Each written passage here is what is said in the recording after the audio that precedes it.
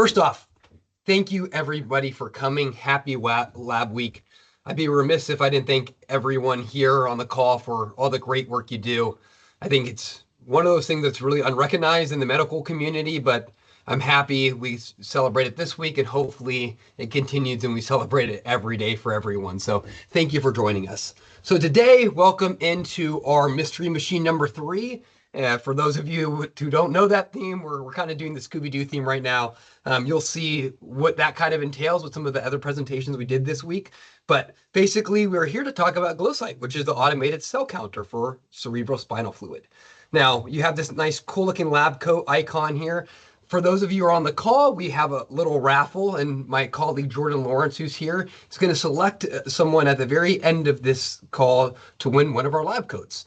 Only qualification for that is you must be here the entire presentation and be present at the end. A couple other colleagues that I have on the line, Julie McKenzie, who is our Vice President of our Clinical Operations at Advanced Instruments. She's coming live to you from Norwood. She's going to be my Vanna White for the demo portion of this. And then we also have Adrienne Paquette, who's our inside salesperson, who will also be here to answer any questions in the chat. Feel free at any time to jump in the chat with any questions. If you're so comfortable to ask a question verbally, stop me at any point and ask that question away. But with that, let's get going. All right. If I could click my thing today. There we go. So in the guise of what we've been doing all week, we've at Advanced Instruments, we're not only known for the GloCyte, which we're talking about today, we have some other great systems as well. So one of the first demos that we did this week is our RTEL PCS systems, which is basically a volume verification system for pipettes and for operator proficiency. Probably what everyone knows us for at AI is our osmolality. So we have our Osmo Pro Max, which is automated osmolality counter. Then today we have our GloCyte, which we'll cover throughout this whole presentation. Then lastly, tomorrow, a really cool presentation we have is our NOxMat system, which is basically a jarred system that controls anaerobic, micro, aerophilic, and canophilic environments as well. So great products we have. We've had a few demos already. If you're interested in our NOxMat tomorrow, we definitely put you on the call for that as well. Great. Cool. So just to level set everyone here, I kind of just want to create a nice foundation of, the importance of cerebral spinal fluid, CSF, and, what the clinical impact of that ultimately is as well, right? Hopefully I didn't skip too far ahead as well. So, right, cerebral spinal fluid, it holds a really crucial diagnostic abilities when it comes to our central nervous system, right? CSF surrounds the brain and the spinal cord. It's collected in probably one of the most invasive medical ways when it comes to a lumbar puncture, right? I don't know, hopefully many of you on this call haven't had to endure that. Of those that have, that I've talked to, it's a very somewhat painful procedure. But essentially what CSF could be used for when it comes to diagnosis with disease is infections such as meningitis and encephalitis, hemorrhages, malignancies when it comes to certain leukemias and lymphomas, and dialymating disease as well, like Guillain-Barré as well. So once again, we kind of talked a little bit about the lumbar puncture, but normally collected into 4 tubes as well. So pretty invasive procedure to get it, but it holds very high diagnostic impact when it comes to being able to count our CSFs in general.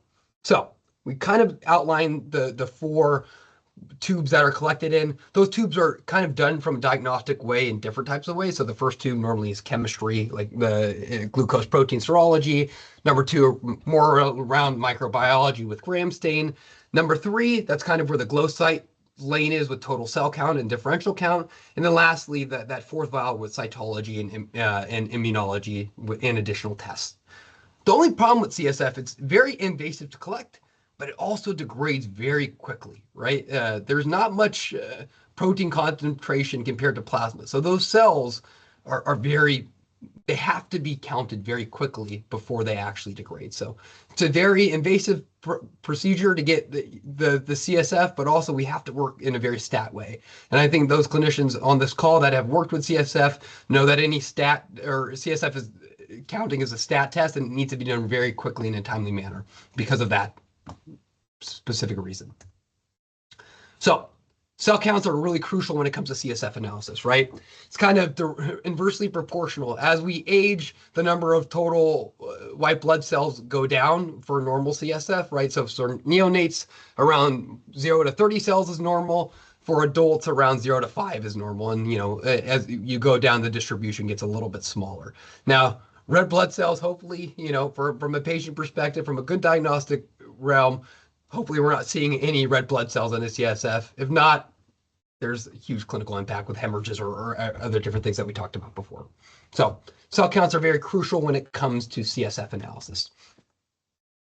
So now that we've kind of laid a nice groundwork for and foundation for why CSF and the impact of CSF is important, let's talk about how we actually count CSF. But in order for me to get into this a little bit more, and I'll portray this a little bit. In the chat, I want everyone to take a look at this picture. Tell me what you see. I'll give everyone a minute to kind of see what colors comes out.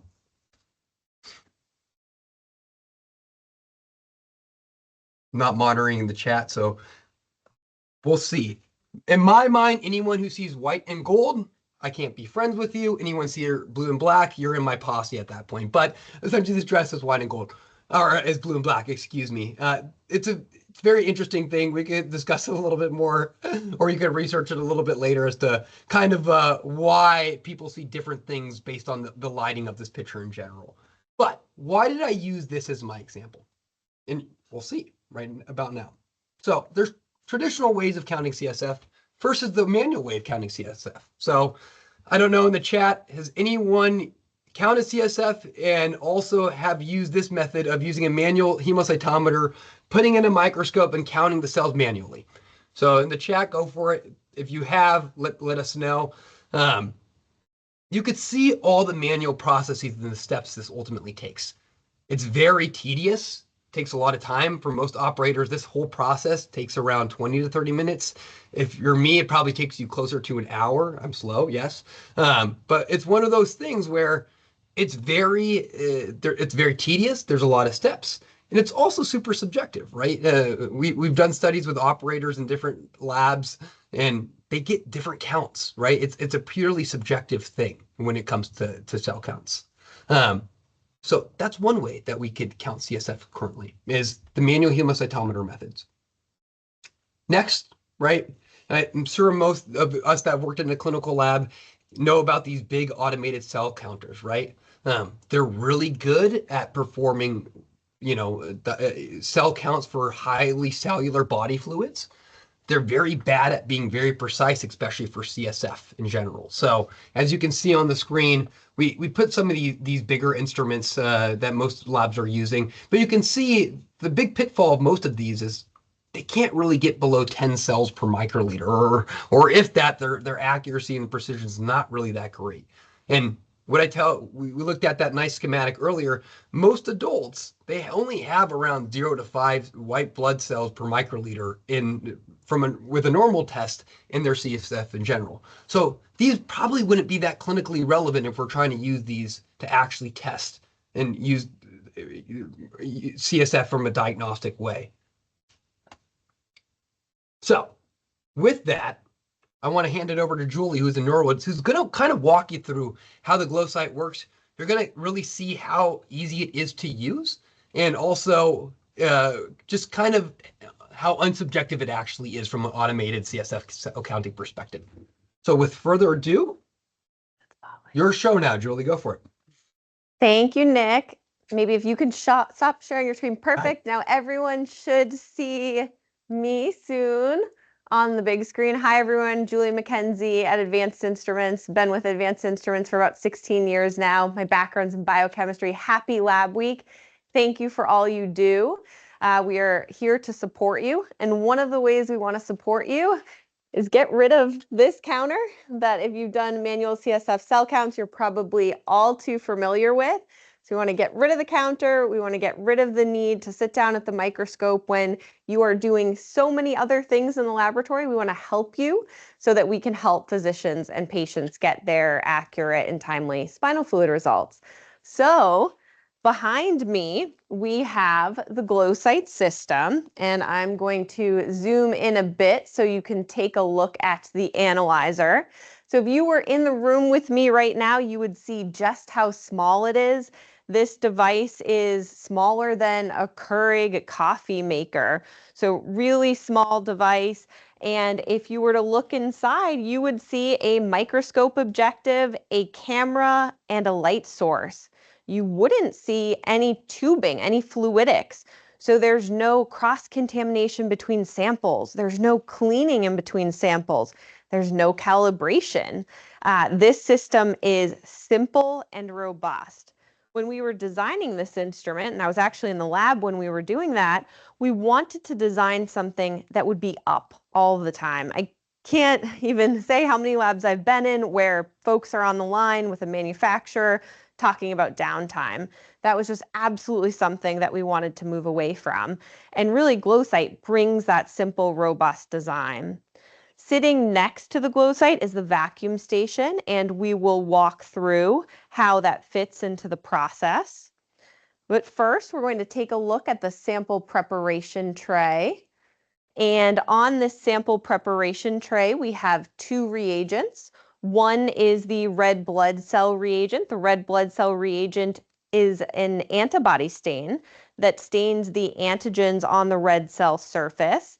And next to it is the white blood cell reagent. So a nucleic dye with a detergent. The detergent punctures holes in the sides of the white cell membrane, allowing the stain to enter the cell and tag the nucleus. And so really quickly and effectively counting those red and white blood cells in spinal fluid.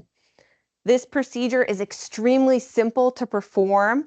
So remember, get the microscope and hemocytometer out of your minds. In under 5 minutes, we can deliver accurate results for both red and white cells to the physician in under 5 minutes.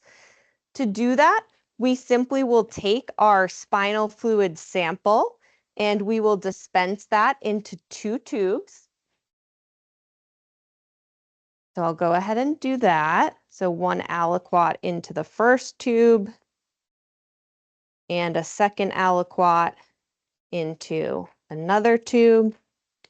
Then what we'll do is we'll add those stains that we talked about to the spinal fluid sample. And these are stat samples, of course, right? So you kind of have to drop everything when they come into the laboratory, which is why the RBC and TNC reagent are designed to be stored right at room temperature on deck here. We'll mix our red cell reagent with the spinal fluid. That then sits for a 3-minute incubation at room temperature, but we don't lose any time. We're going to go right to adding our white cell reagent to our sample.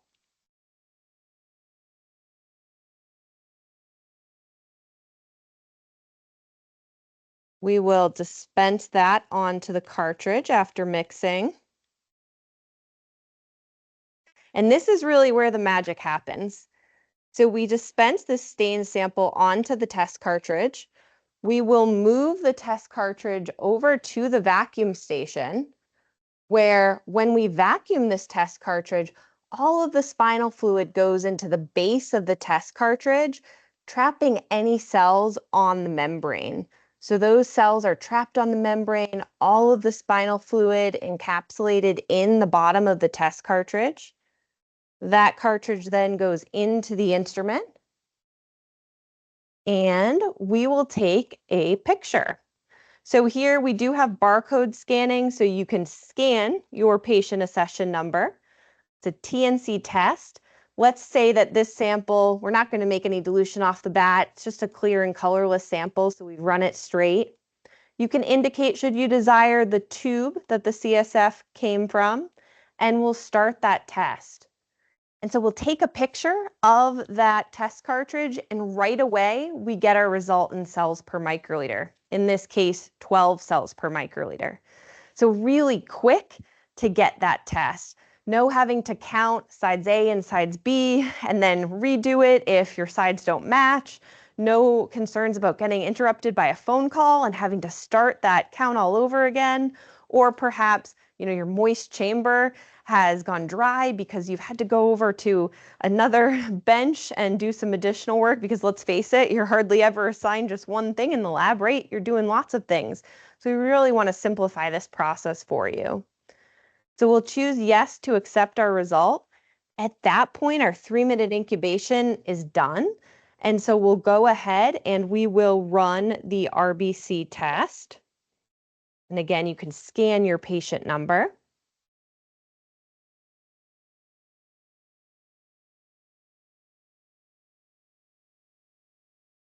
So what we'll do is, just like we did with the white cell test, we will simply put this stained sample onto the test cartridge. We'll move over to the vacuum station, where we vacuum the stained sample through the membrane, trapping all of the spinal fluid in the base of the cartridge and trapping any cells right on the membrane.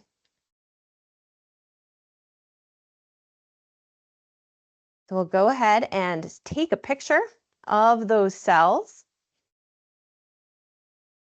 And we have 12 cells per microliter. So we have those results that quickly, both your red and white cell results in just under 5 minutes. So really quick test. And then just quickly, I'll show you a few other scenarios, because one of the things I love about GloCyte and was so important in the design of the instrument is really to make it intuitive and hold your hand through the process, especially as we have new folks joining the workforce, coming out of school. Training is a big thing. We spend a lot of time, right, training new techs, ensuring that they are experienced and can confidently report these results. And so it's really important for instrumentation to be able to walk the trainee through that process.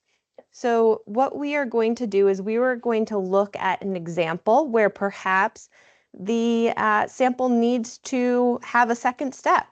So let's go ahead and let's run a sample that maybe needs some guidance.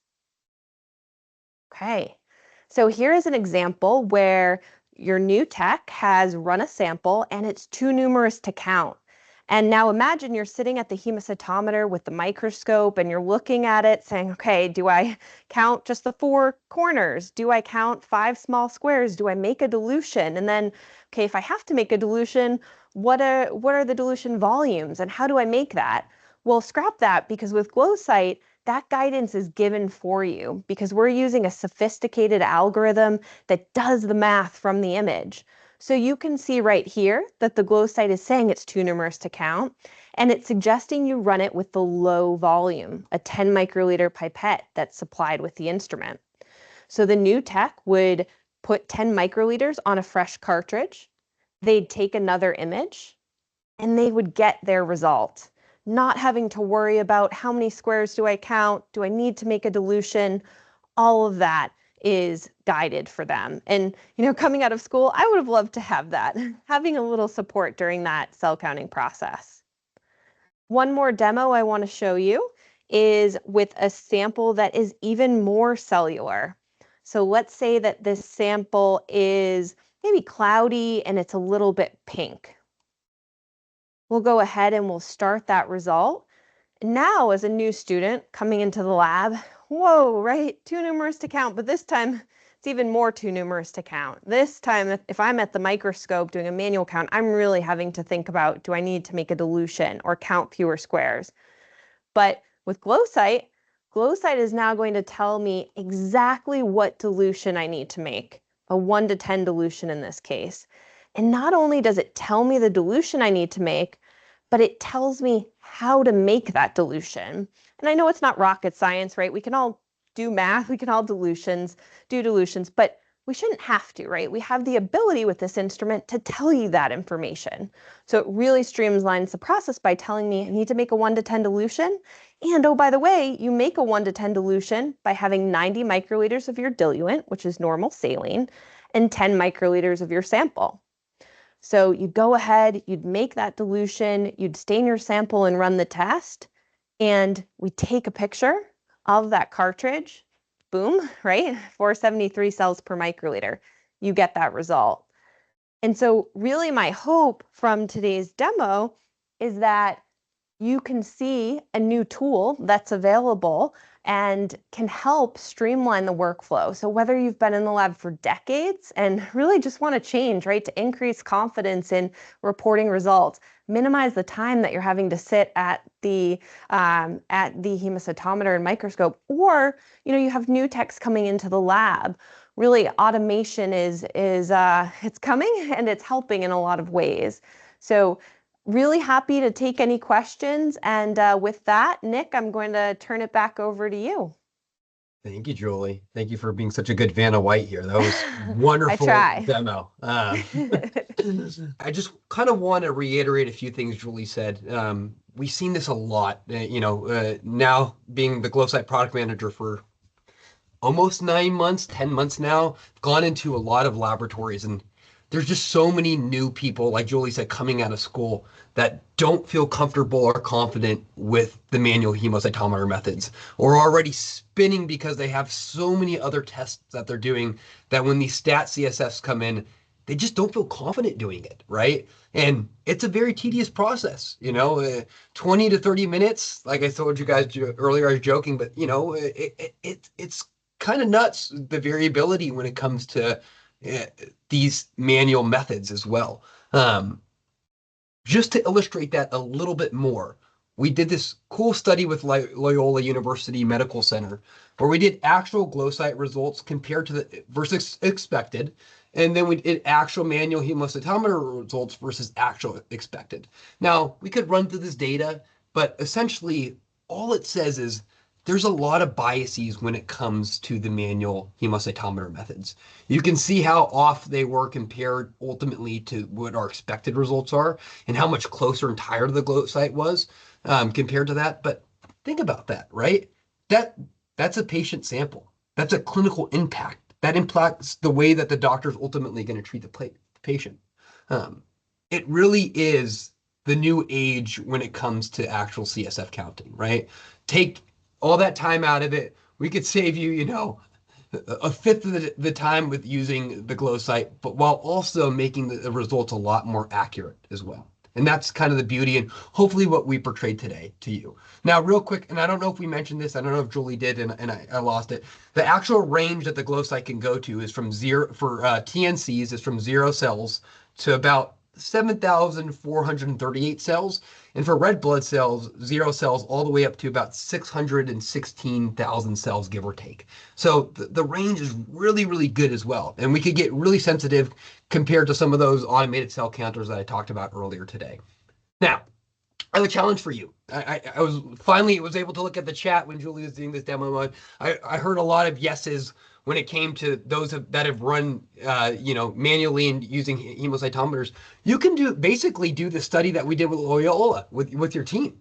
You could take a neat sample and do some serodilutions and have the staff perform manual cell counts with that neat sample, and then do the diluted sample. And then get the results from each of your staff members and see, hey, am I just as good as Julie? Is my count the same as Julie's versus Jordan's versus Adri's on this call? I'm pretty confident that you're going to see a lot of variability within those specific counts. So I want to open up the floor really quickly before we get to the drawing for the lab coat for any questions. Like I said, you could throw them in the chat. If you feel comfortable coming off mute, you could. Oh, I don't think we actually give you that capability. I'm sorry. Throw them in the chat and we can answer them. But hopefully the goal of today was to kind of just show you the power of the GloCyte, what it ultimately can do, and then also, compare it to some of the methods that you're probably utilizing in your labs currently. But without further ado, and while we wait for questions, Jordan, go ahead, draw a winner for Lab Week.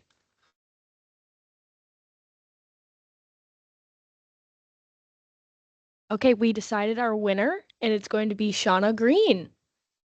Congratulations, Shauna. And then now I'm monitoring the chat. Sorry, my picture was a little bit. Aaron, you asked a really good question. It looks like Adri answered it as well. Any other questions from anyone?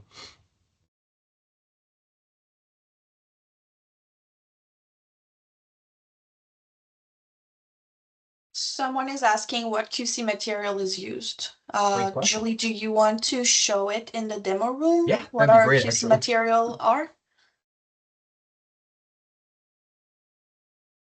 Absolutely. Hopefully everyone can hear me. So I'm going to go ahead and show you the QC material. So we have 2 controls here, and we'll get a better angle for you in just a moment. So we have 2 controls. One is a low control and one is a high control. So these are provided as part of our manufacturer recommended controls. The low control has both white cells and red cells at fixed concentrations. The high level has also fixed concentrations of red and white cells. These materials are available in essentially a pack with 1 of each. They are good for 30 days once opened.